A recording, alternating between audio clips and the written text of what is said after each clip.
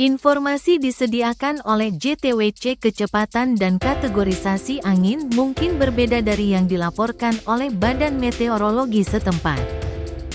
Perkembangan siklon tropis Maila terletak 1.319 km di timur Laut Cairns, Australia, dan telah bergerak ke arah barat daya dengan kecepatan 4 km per jam, 2 knot, selama 6 jam terakhir. Tinggi gelombang signifikan maksimum adalah 5,8 meter, 19 kaki. Maila telah mengalami penurunan dan pelemahan yang sangat cepat, karena 3 faktor yang terjadi bersamaan. Pertama, sistem tersebut bergerak di atas kumpulan air yang sangat dingin. Haves A dimodelkan pada suhu 18–20 derajat Celcius yang naik ke permukaan. Kedua, karena masuknya aliran kuat dari barat daya di lapisan bawah yang menembus inti bagian dalam dan mengganggu pusaran. Akhirnya, pergeseran angin timur moderat yang terus-menerus menyelesaikan pekerjaan yang dimulai oleh kumpulan udara dingin.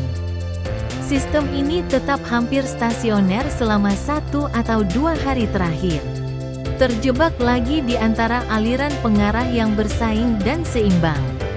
Dengan sabuk angin barat yang kuat di sepanjang Khatulistiwa dan perpanjangan punggung subtropis ke selatan di Laut Koral, dalam 12 hingga 24 jam ke depan. Punggung tekanan tinggi di selatan diperkirakan akan bergerak mundur ke arah barat, dan antisiklon baru diperkirakan akan terbentuk di sebelah tenggara Maila.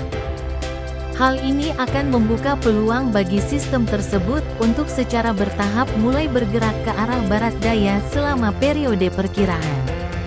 Mengenai intensitas, saat sistem mulai menjauh dari massa udara dingin, ia akan bergerak ke lingkungan samudra yang lebih menguntungkan. Namun, kombinasi geser angin timur yang terus-menerus dan penguatan aliran angin barat daya ke dalam pusaran sisa akan menghambat peluang penguatan kembali. Sistem ini diperkirakan akan mereda di bawah ambang batas peringatan dalam waktu 2 hari, di sebelah timur Laut Teluk Milne. Meskipun perkiraan secara eksplisit menyebutkan peredaman dalam waktu 2 hari, sisa-sisa Maila dapat melewati ujung timur Papua Nugini dan muncul ke Laut Koral setelah 3 hari. Meskipun saat ini dinilai memiliki probabilitas rendah, beberapa panduan mesoscale menunjukkan adanya penguatan kembali setelah sistem bergerak ke Laut Koral. Dan skenario ini tidak dapat sepenuhnya dikesampingkan. Rangkaian panduan tersebut relatif selaras selama periode perkiraan yang singkat. Penyimpangan yang paling signifikan adalah XIFS yang menunjukkan jalur ke utara selama 2 hari ke depan, dan GFS yang secara signifikan lebih cepat daripada semua panduan lainnya. Menggambarkan pusat sistem di Laut Koral Utara pada 2 hari. Bagian selanjutnya dari panduan menunjukkan pergerakan lambat ke arah barat daya, umumnya di sebelah timur Pulau Hutla.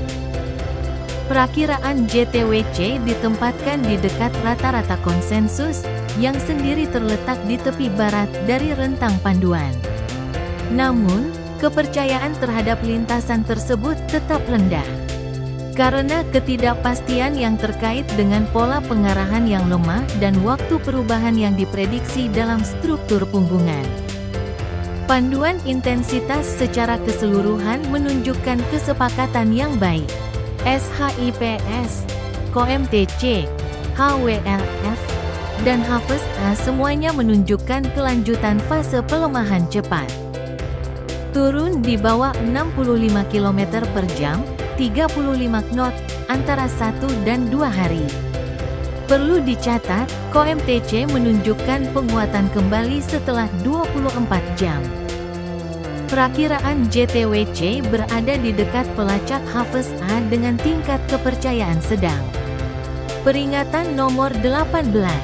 Informasi disediakan oleh Pusat Peringatan Topan Gabungan, Joint Typhoon Warning Center, JTWC.